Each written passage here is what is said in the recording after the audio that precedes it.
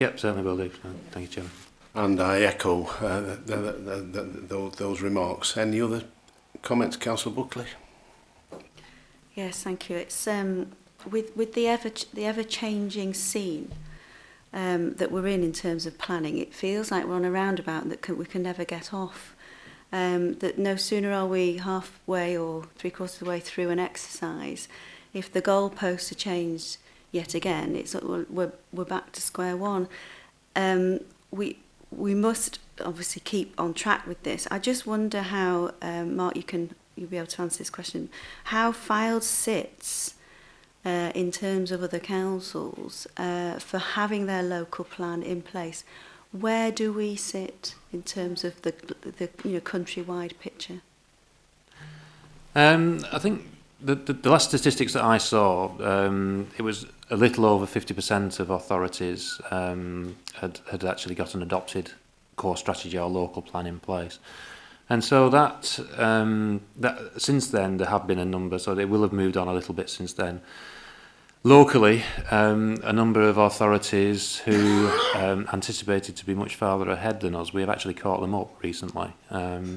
So that both Blackpool and Wyre, two of our closest neighbours, have got a very similar adoption day to ourselves at the moment. So that there has actually been some sort of perverse benefit in being a little bit behind the field in these changes in terms of the regional strategy and the National Planning Policy Framework, because those authorities that have moved forward on the basis of previous documents have had to sort of stop and sort of take stock of their position, which has led to delays in where they're going. And those authorities that have adopted plans have already had them adopted when the National Planning Policy Framework was introduced, had to refresh their plans if necessary, if they were out of step with the guidance in the framework. So in some, like I say, in some sort of perverse way, actually it's been beneficial in some ways, in that wasted effort has been avoided. However, as well as that, we have faced the challenge of having applications submitted on sites that we might not want to see developed, and we might have to take tough decisions. And I think that's going to be the key to moving this plan forward, is that in the near future this council is going to have to make some tough decisions on locations for development, etc. There is a clear push towards delivering additional economic development through housing and delivering jobs, and there is also a very active environmental lobby across the country, but particularly in this borough, and therefore there is going to be some potential paradoxes that potentially need to be resolved in moving this policy forward. And so it's not going to be an easy task, and it will be some difficult and potentially unpopular decisions that have to be made in coming months. Thank you. I understand what's said there. I wouldn't want the message to go out from this council that we're in a tussle between developers or environmentalists, because there are a lot of very many concerned residents who are concerned for their own environment and wouldn't badge themselves as environmentalists. They just want to see the best for their particular area. So I wouldn't want us to pigeonhole people into one particular box or another. We do have very controversial issues to deal with, controversial decisions to make. But the concern out there is largely by normal residents who have concerns about their own village or town and how it will look in the future. Can I just add, Mr. Chairman, three issues? I think the fact that Councillor Buckley's raised this issue of the question, is Fylde different? Is Fylde lagging? And if we are lagging, what's the reason for it? And the statistics that I can recall, most recent ones, is that around 50% of district councils are in a very similar position. And I deliberately use the word district and borough councils because the big metropolitans can throw millions at it. And that was predicted when this exercise was first introduced many years ago. We were advised by our barristers that the cost of this exercise is enormous. So small district councils struggle to do that. That's one issue.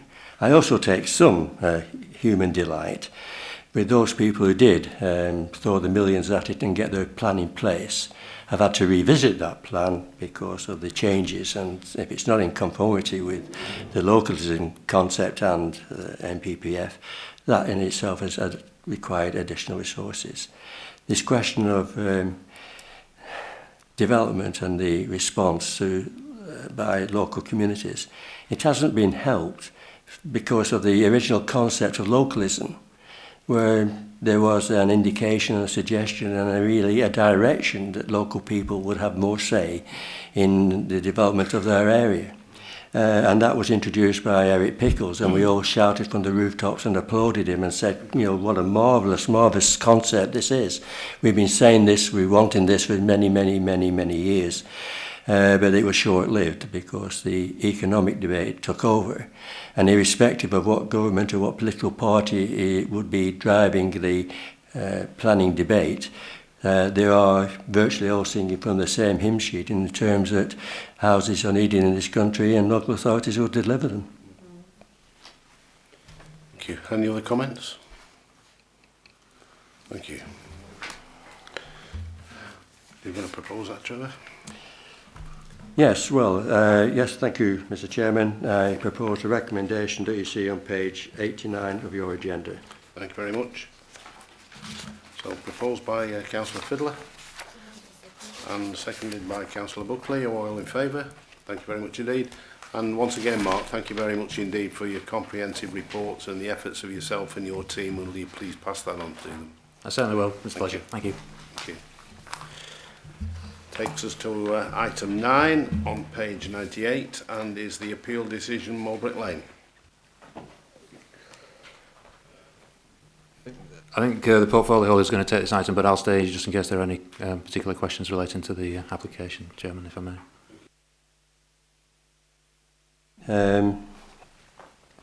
This is the very first time I thought it wise to bring a appeal decision to Cabinet and, by implication, bring its attention to the full Council. I think it required to be aired at a level other than within the DM committee. I think it's obvious to most people who are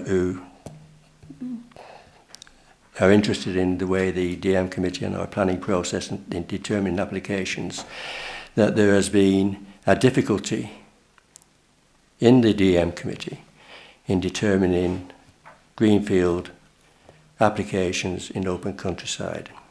There has been a rift within the committee, and I thought it significant that using the Mulbrick Lane decision, it may be influential in healing that rift. And I'll just be very brief. When the inspector concluded that those members of the DM committee who ignored officers' advice and voted to refuse the application, he deemed them to have acted irresponsibly. And as a consequence, costs of £105,000 were awarded against the council. And just to remind members around this table, a figure of £105,000 is equivalent to a 2% increase in your council tax.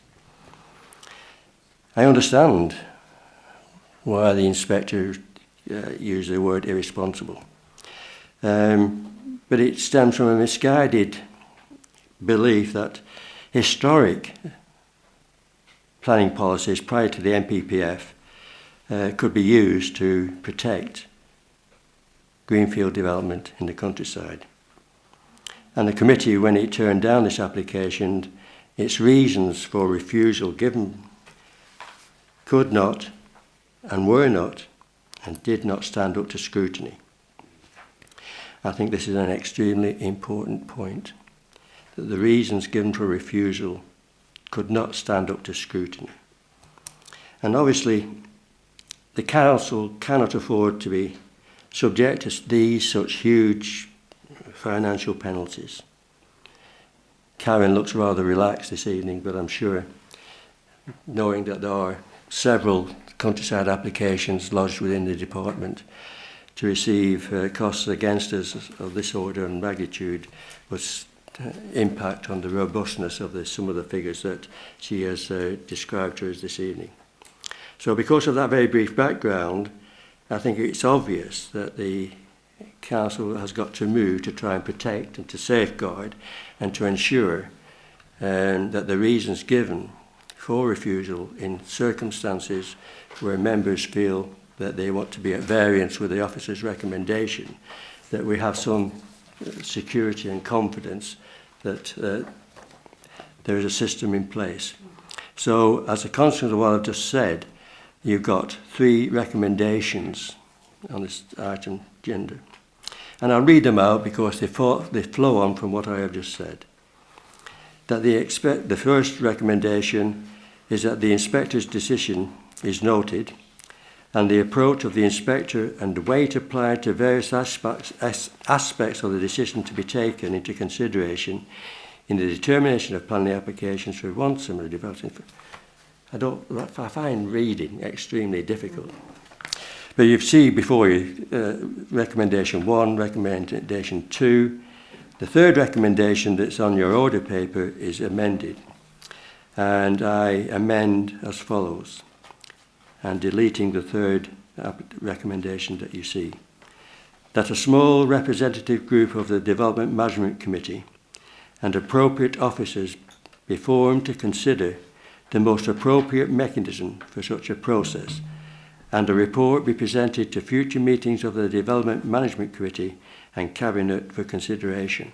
In other words, when an application comes before the DM Committee and there is a mover and seconder to refuse a countryside application, then the chairman will suspend that debate and there will be time taken, whether it be on the same day or time given subsequent to that meeting, whereby those people just described can sit around a table and determine reasons that they, in their opinion, with support of the officers, can stand scrutiny and are of a more robust nature than those we've experienced in the past.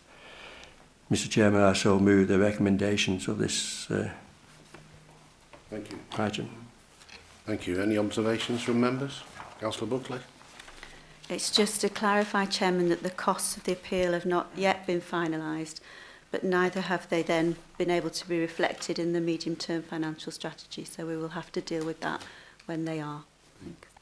Absolutely. And I again endorse the observations by Councillor Fylde, and I welcome his change in the recommendations for the approach of a small representative group of the DM committee to consider future applications, because quite clearly costs of this nature is a heavy burden for this council, and one that cannot continue. And so with that recommendation 3 being included in place of the recommendation 3 on page 98, I'm delighted to be able to second that report. Are we all in favour? Thank you. That moves us now to item 10 on the agenda, which is on page 142, and is CCTV cameras. Thank you.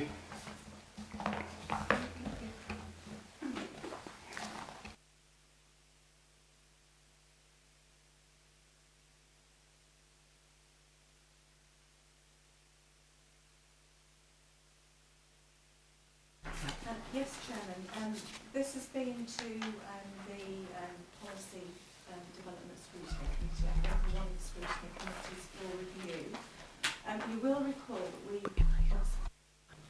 You will recall that we have an amount of £80,000 within our capital programme for the replacement of rapid deployment CCTV cameras throughout the borough.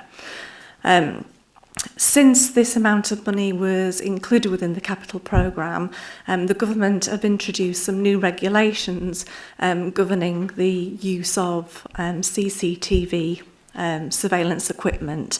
And as a result of that, in order for the council to proceed with the procurement of the equipment, we have to have stated objectives regarding the use of such equipment, and this is actually set out within your agenda papers for consideration this evening. We also have to produce a privacy impact assessment, and it is also suggested that I do that in consultation with the portfolio holder. I'm happy to take any questions. Thank you very much, Tracy. We have all discussed and reviewed the need for CCTV within the borough, incidents that have captured and their value in terms of crime detection.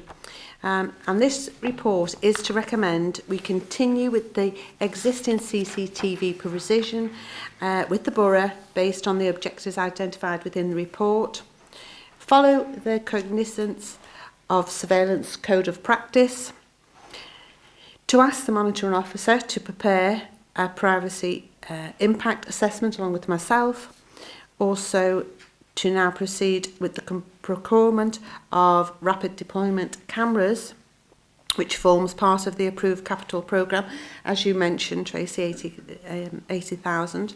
And whilst noting the delay in the procurement as a result of the introduction and consideration of the surveillance code of conduct.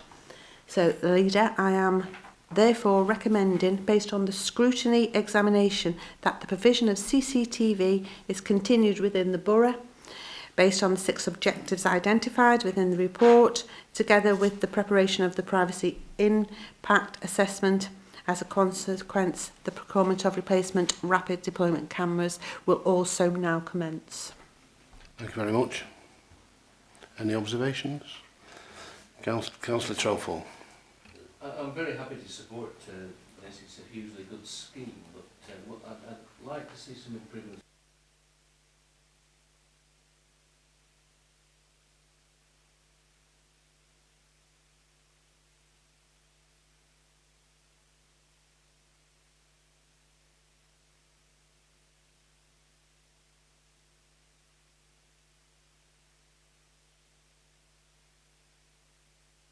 There's actually 2 sets of different cameras. I should differentiate.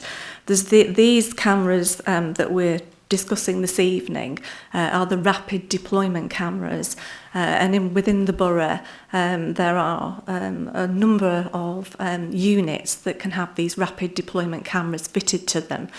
We also have some permanent surveillance equipment which is in the towns of St Anne's and Kirkham, and there's also some equipment in Lytham as well. The permanent equipment is monitored through an arrangement with Blackpool Council, and is monitored predominantly at peak times, but with the ability to download images from other times as well. The rapid deployment equipment in effect runs and is available to download if it's required, if there's an incident that requires it for it to be downloaded. We do have an agreement again with Blackpool Council, and they maintain our rapid deployment stock. So they go round and make sure that the cameras are in good repair and clean, for example. But the actual downloading of the films is only undertaken if there is an incident and the police pinpoint to an incident occurring in a locality where a camera is located. So if there is a particular camera that you're thinking of that is problematic because you feel that it's in disrepair or there's been problems with the downloading of the data, then if you could let me know, then I can pass that on to the community safety officer who can liaise with Blackpool Council. Councillor Pounder. Yeah, the only concern I have, Mr. Morrison, is you look at, and there's no reason to disbelieve, all the problems that Blackpool are going to have staff-wise, is whether we've already had this where the cameras were monitored all the time and now are only monitored part of the time.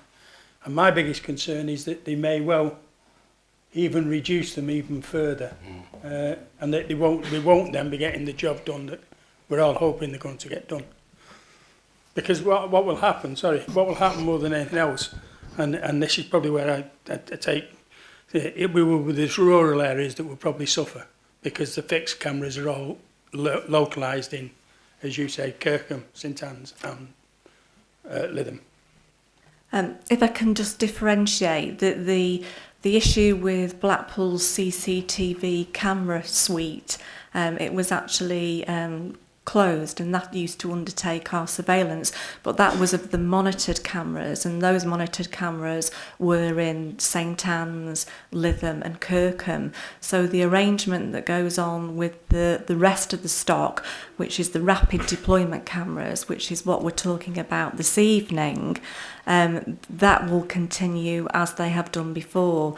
In that, the film can be downloaded via the CCTV vehicles that you see going around the borough and at the police stations if necessary. So that will continue to be downloaded in the same way as previously. The downloading of that data is actually totally, it's not done by Blackpool Council. What is undertaken by Blackpool Council with respect to the rapid deployment cameras is the maintenance of them. So it's making sure that they're operating and cleaning them, basically. But that comes back to the concern that if they reduce their staff, that will also reduce them particular items. We do have an agreement with Blackpool Council for this, and I know that they, with the staff that they have retained, they have been keen to continue with the maintenance and monitoring work that they do, in particular around the rapid deployment cameras. Thank you. So item 10 is proposed by Councillor Little. Yes. Might it be prudent to just reiterate the filed systems that we have, the monitored cameras, just to reiterate what we have here in Fylde. We have 4 systems. We've got the monitored cameras situated, as Tracy said, in the town centres, 6 in St Anne's, 3 in Kirkham. Lytham has a standalone system. This system is where information can be downloaded to vans. We've got the rapid deployment. This system can be moved around over 30 columns to 2 CCTV liveried vans. And I think that just needs to be pointed out that, you know, we have got coverage here. Okay, so proposed by Councillor Little. Given the undertaking that Mr Morrison has just given us, I'll second that. And seconded by Albert Pounder. Are we all in favour? Thank you. Yeah, quite clearly the future with Blackpool needs to be monitored. Yeah. Item 11 is on page 145 and is Lytham Park Cemetery. And good evening, Mr Walker. Good evening, Chairman, members.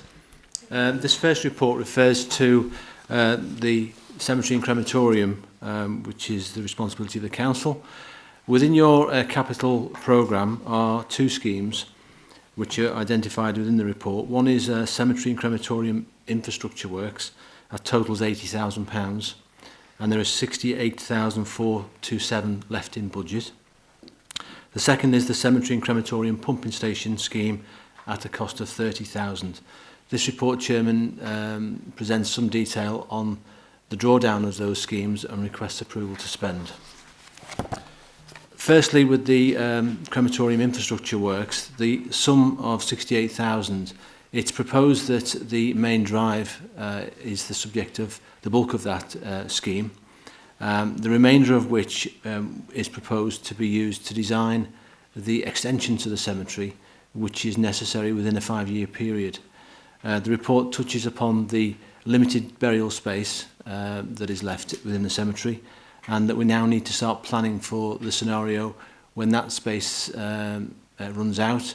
How do we extend the sort of serviced areas, the footpaths, the drainage of the cemetery into other areas that the council owns on site, and do that in the best way. So it also proposes that we spend 5,800 on design and supervision works to facilitate that and bring back a plan. That plan will obviously be subject to further consideration by members in due course and will probably form the basis of a future capital bid to council. The second part of this is the crematorium pumping station, and the report identifies that the pumping station has exceeded its original design life and is in need of urgent repairs. Officers have been working hard to find out the exact nature of the repairs that are necessary and have sought prices. And in section 12 of the report, Chairman, it details the proposed expenditure for those elements. So in summary, Chairman, the funding is in place for this, and the report seeks the drawdown of funds to enable work to take place as soon as possible. Thank you. Thank you very much. Any observations from members? I'm very happy to propose this. I think the work needs to be done and we need to open it up. I'm very happy to see it done. Now second that, Mr. Chairman.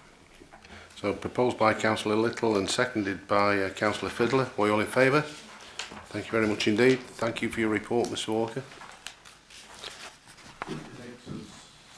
Now to item 12, which is on page 153. Yes, Chairman, this report details the capital programme item you have for promenade footways. There currently is a rolling programme item of £40,000 per annum that was established, I think, 2 years ago, and that's been spent to quite good effect during that period to deliver some quite noticeable improvements on the ground. This report identifies a section of promenade footway at Pleasure Island alongside the St Anne's Mini Golf promenade footpath, and it covers an area of around 1,300 square metres. Quotations for the work have been sought, and the lowest quotation of 22,550 is suggested for approval by Cabinet. The report also goes on to hint at the next item you have on the agenda, Chairman, in that the balance of £17,450,000 from the budget, it is proposed in bullet point number 10 that some of that is put towards environment to help fund the next item on the agenda. I'll take any questions, Chairman. Any observations? Any questions? Councillor Buckley. I just recall that in the past we've had some matched funding for this work, I think, from the three-tier forum, and I wondered, perhaps a question to the chairman, as whether there's possibilities of that in the future, or maybe not. I wondered how that was going. In a short answer to that, I think the answer is no.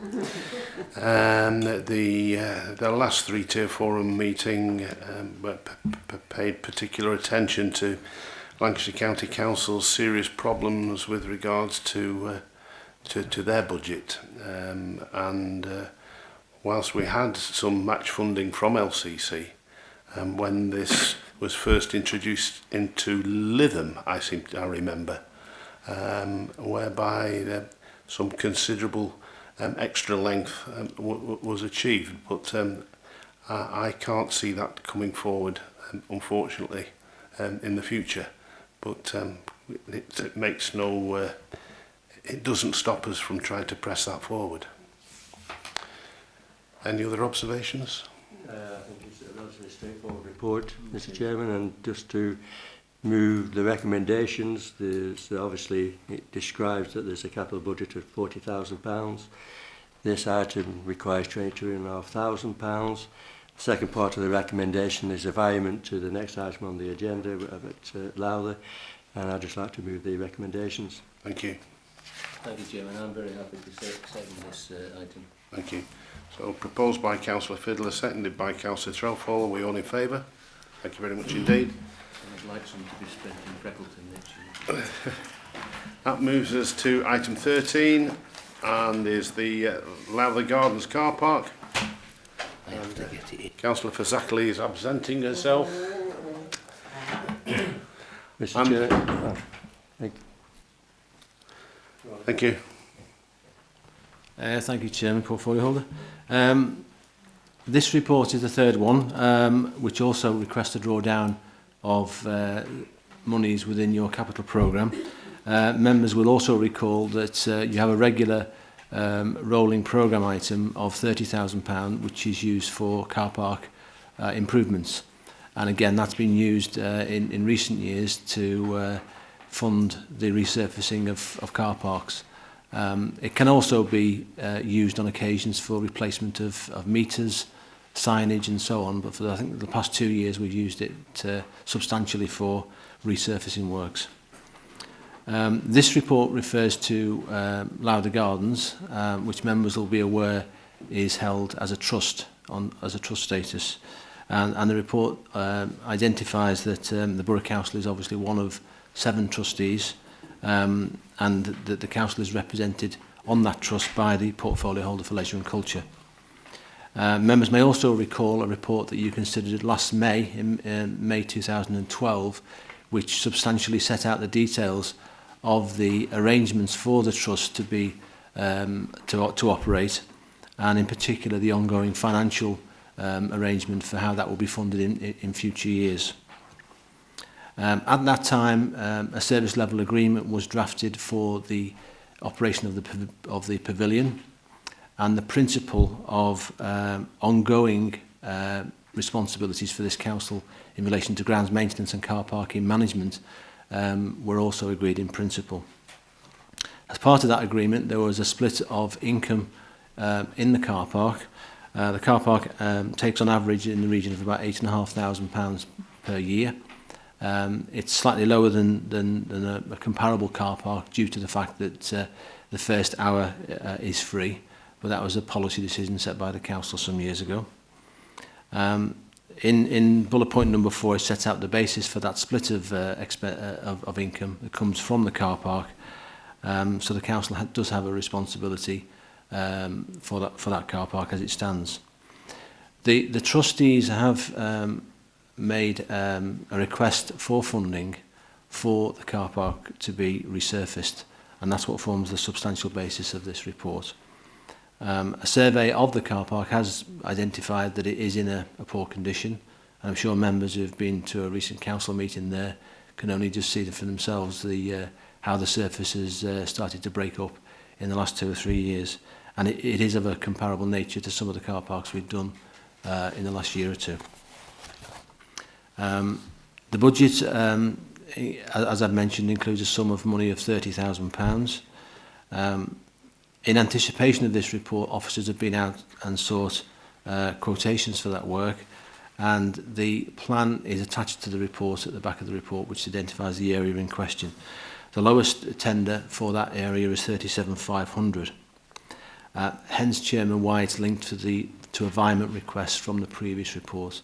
So the substantial basis of this is we are seeking approval for this scheme and for a vehement from the footpath budget to the car parking budget to enable this work to take place.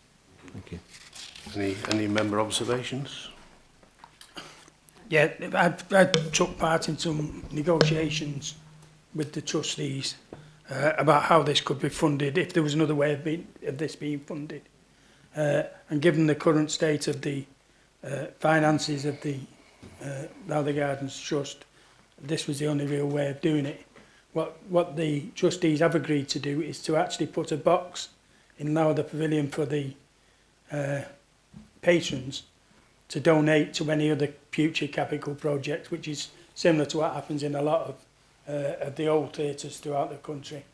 That it was about. So I have great pleasure in actually recommending this, proposing this recommendation. Thank you. And I will second Councillor Buckley.